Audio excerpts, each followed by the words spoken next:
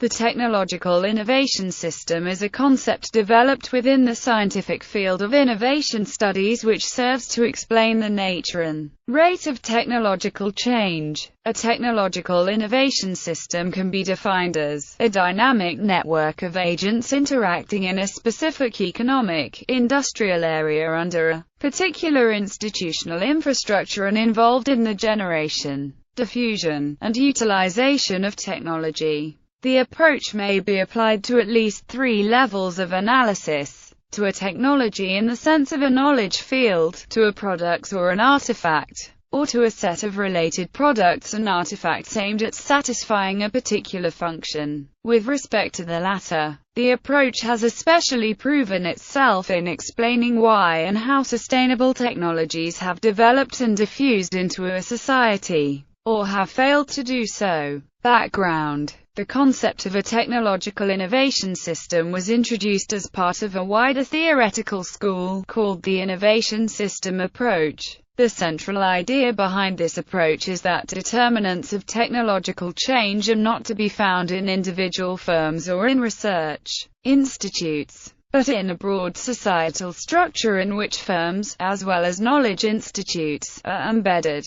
Since the 1980s, innovation system studies have pointed out the influence of societal structures on technological change, and indirectly on long-term economic growth, within nations, sectors or technological fields. The purpose of analyzing a technological innovation system is to analyze and evaluate the development of a particular technological field in terms of the structures and processes that support or hamper it. Besides its particular focus, there are 2 more analytical features that set the technological innovation system approach apart from other innovation system approaches. Firstly, the technological innovation system concept emphasizes that stimulating knowledge flows is not sufficient to induce technological change and economic performance. There is a need to exploit this knowledge in order to create new business opportunities. This stresses the importance of individuals as sources of innovation, something which is sometimes overseen in the more macro-oriented,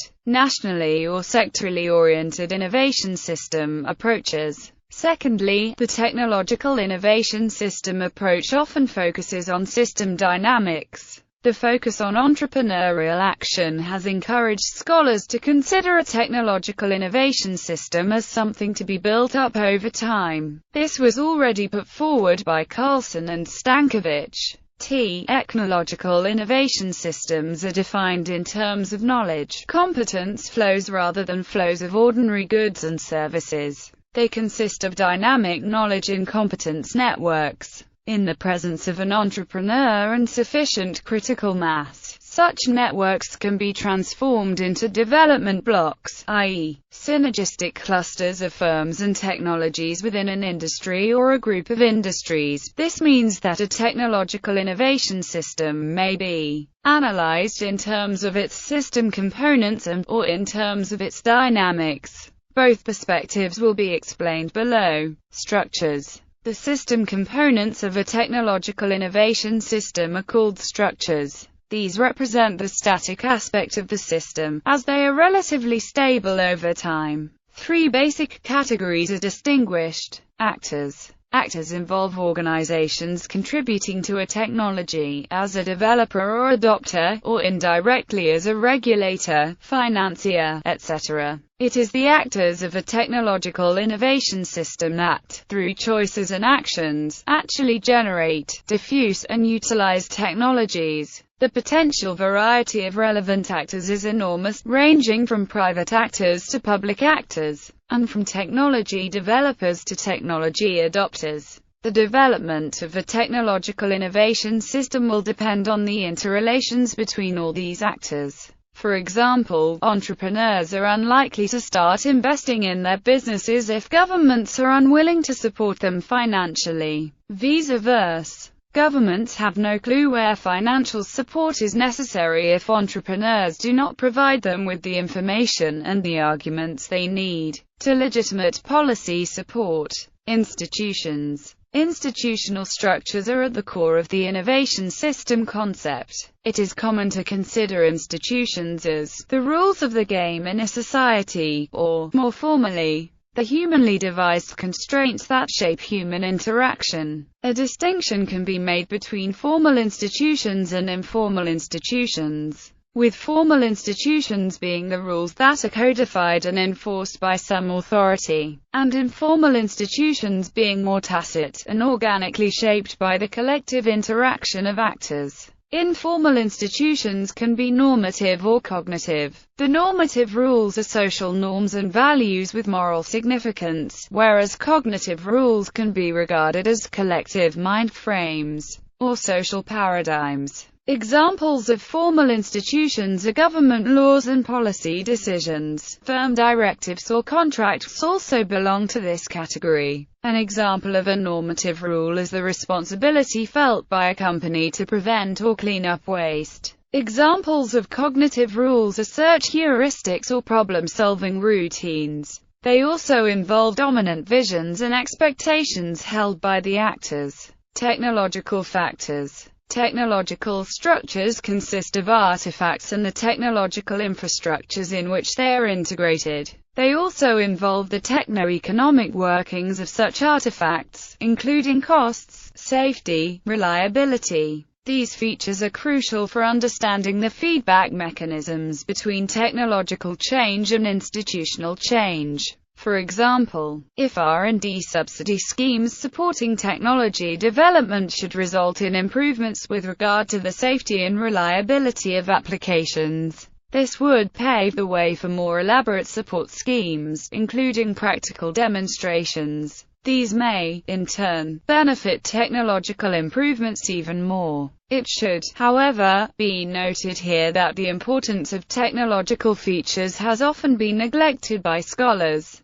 The structural factors are merely the elements that make up the system. In an actual system, these factors are all linked to each other. If they form dense configurations, they are called networks. An example would be a coalition of firms jointly working on the application of a fuel cell, guided by a set of problem-solving routines and supported by a subsidy program. Likewise, industry associations, research communities, policy networks, user-supplier relations, etc., are all examples of networks. An analysis of structures typically yields insight into systemic features, complementarities and conflicts that constitute drivers and barriers for technology diffusion at a certain moment or within a given period in time. Dynamics. Structures involve elements that are relatively stable over time. Nevertheless, for many technologies, especially newly emerging ones, these structures are not yet in place. For this reason, mostly,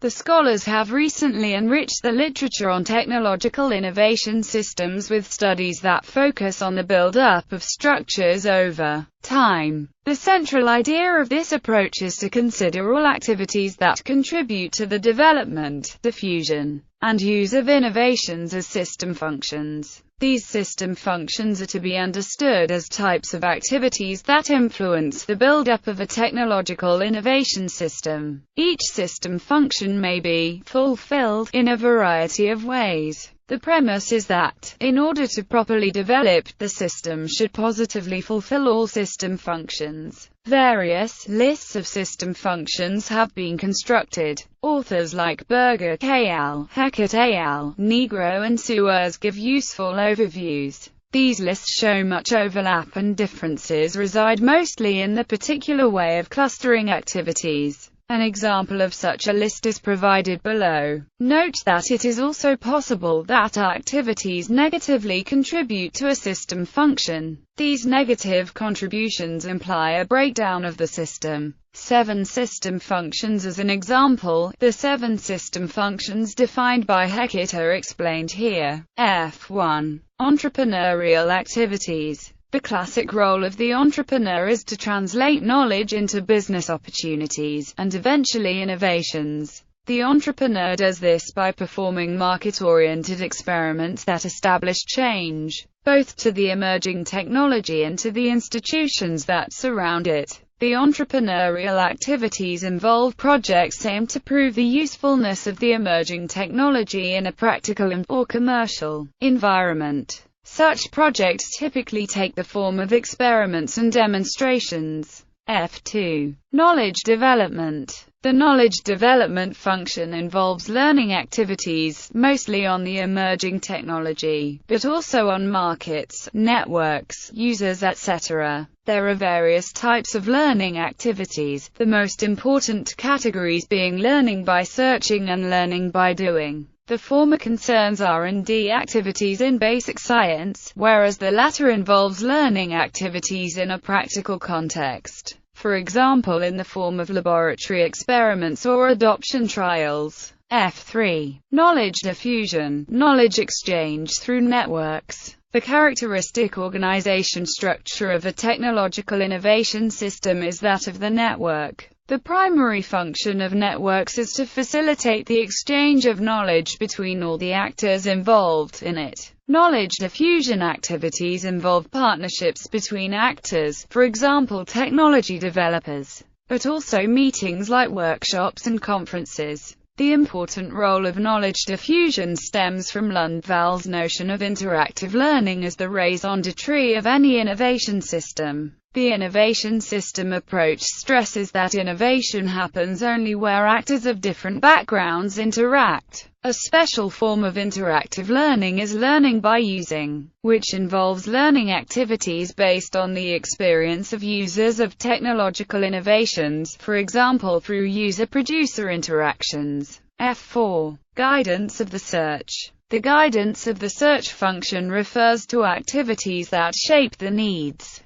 requirements and expectations of actors with respect to their support of the emerging technology. Guidance of the search refers to individual choices related to the technology, but it may also take the form of hard institutions, for example policy targets. It also refers to promises and expectations as expressed by various actors in the community. Guidance of the search can be positive or negative. A positive guidance of the search means a convergence of positive signals, expectations, promises, policy directives, in a particular direction of technology development. If negative, there will be a digression, or, even worse, a rejection of development altogether. This convergence is important since, usually, various technological options exist within an emerging technological field, all of which require investments in order to develop further. Since resources are usually limited, it is important that specific foci are chosen. After all, without any focus there will be a dilution of resources, preventing all options from prospering. On the other hand, too much focus may result in the loss of variety. A healthy technological innovation system will strike a balance between creating and reducing variety. F5. Market formation. Emerging technologies cannot be expected to compete with incumbent technologies. In order to stimulate innovation, it is usually necessary to create artificial markets. The market formation function involves activities that contribute to the creation of a demand for the emerging technology. For example, by financially supporting the use of the emerging technology, or by taxing the use of competing technologies. Market formation is especially important in the field of sustainable energy technologies, since, in this case, there usually is a strong normative legitimation for the intervention in market dynamics. F6. Resource mobilization. Resource mobilization refers to the allocation of financial, material and human capital. The access to such capital factors is necessary for all other developments. Typical activities involved in this system function are investments and subsidies. They can also involve the deployment of generic infrastructure such as educational systems, large R&D facilities or refueling infrastructures. In some cases, the mobilization of natural resources, such as biomass, oil or natural gas, is important as well. The resource mobilization function represents a basic economic variable. Its importance is obvious. An emerging technology cannot be supported in any way if there are no financial or natural means. or if there are no actors present with the right skills and competencies. F7. Support from advocacy coalitions. The rise of an emerging technology often leads to resistance from actors with interests in the incumbent energy system. In order for a technological innovation system to develop, other actors must counteract this inertia. This can be done by urging authorities to reorganize the institutional configuration of the system. The support from advocacy coalitions function involves political lobbies and advice activities on behalf of interest groups. This system function may be regarded as a special form of guidance of the search. After all, lobbies and advices are pleas in favor of particular technologies. The essential feature which sets this category apart is that advocacy coalitions do not have the power, like for example governments, to change formal institutions directly. Instead, they employ the power of persuasion. The notion of the advocacy coalition is based on the work of Sabatier, who introduced the idea within the context of political science. The concept stresses the idea that structural change within a system is the outcome of competing interest groups, each representing a separate system of values and ideas. The outcome is determined by political power. Cumulative causation. Since Carlson and Stankovic introduced the concept of a technological innovation system, an increasing number of scholars have started focusing on dynamics. A recurring theme within their studies has been the notion of cumulative causation, closely related to the idea of a virtuous circle or vicious circle by Gunnar Myrdal. In this context,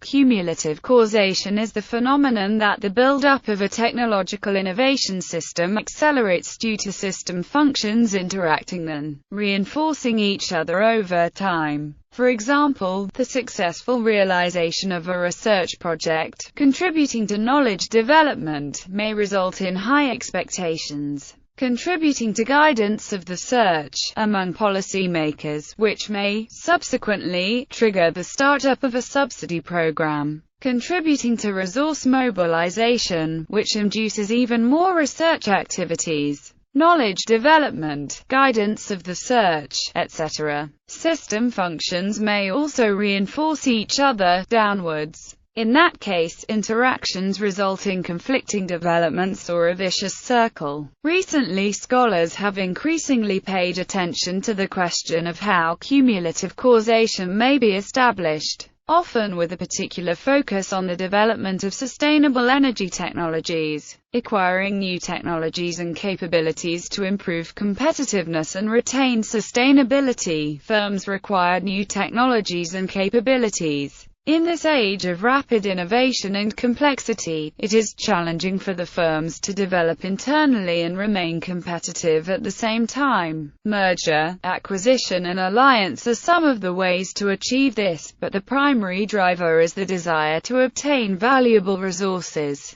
Many acquisitions failed to achieve their objectives and resulted in poor performance because of improper implementation. 1. Improper documentation and changing implicit knowledge makes it difficult to share information during acquisition. 2. For acquired firms, symbolic and cultural independence, which is the base of technology and capabilities, are more important than administrative independence. 3. Detailed knowledge exchange and integrations are difficult when the acquired firm is large and high-performing. 4. Management of executives from acquired firm is critical in terms of promotions and pay incentives to utilize their talent and value their expertise. 5. Transfer of technologies and capabilities, the most difficult task to manage because of complications of acquisition implementation. The risk of losing implicit knowledge is always associated with the fast-paced acquisition. Preservation of tacit knowledge, employees and literature are always delicate during and after acquisition. Strategic management of all these resources is a very important factor for a successful acquisition. Increase in acquisitions in our global business environment has pushed us to evaluate the key stakeholders of acquisition very carefully before implementation. It is imperative for the acquirer to understand this relationship and apply it to its advantage. Retention is only possible when resources are exchanged and managed without affecting their independence. On entrepreneurial action has encouraged scholars to consider a technological innovation system as something to be built up over time. This was already put forward by Carlson and Stankovic. Technological innovation systems are defined in terms of knowledge, competence flows rather than flows of ordinary goods and services. They consist of dynamic knowledge and competence networks. In the presence of an entrepreneur and sufficient critical mass, such networks can be transformed into development blocks, i.e., synergistic clusters of firms and technologies within an industry, products and artifacts aimed at satisfying a particular function. With respect to the latter, the approach has especially proven itself in explaining why and how sustainable technologies have developed and diffused into a society, or have failed to do so. Background: the concept of a technological innovation system was introduced as part of a wider theoretical school called the innovation system approach. The central idea behind this approach is that determinants of technological change are not to be found in individual firms or in research institutes, but in a broad societal structure in which firms, as mother innovation system approaches. Firstly, the technological innovation system concept emphasizes that stimulating knowledge flows is not sufficient to induce technological change and economic performance. There is a need to exploit this knowledge in order to create new business opportunities. This stresses the importance of individuals as sources of innovation, something which is sometimes overseen in the more macro-oriented, nationally or sectorally oriented innovation system approaches. Secondly, the technological innovation system approach often focuses on system dynamics. The focus, as well as knowledge institutes, are embedded. Since the 1980s, innovation system studies have pointed out the influence of societal structures on technological change, and indirectly on long-term economic growth, within nations, sectors or technological fields.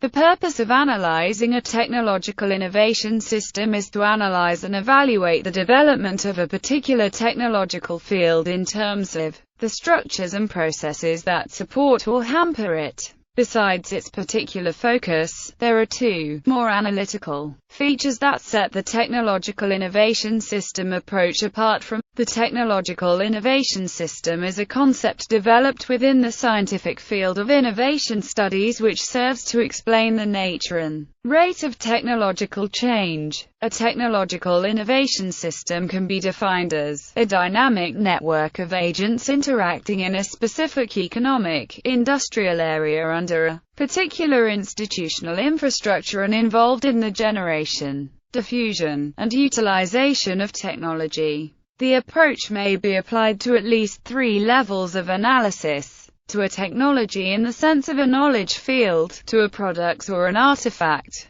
or to a set of related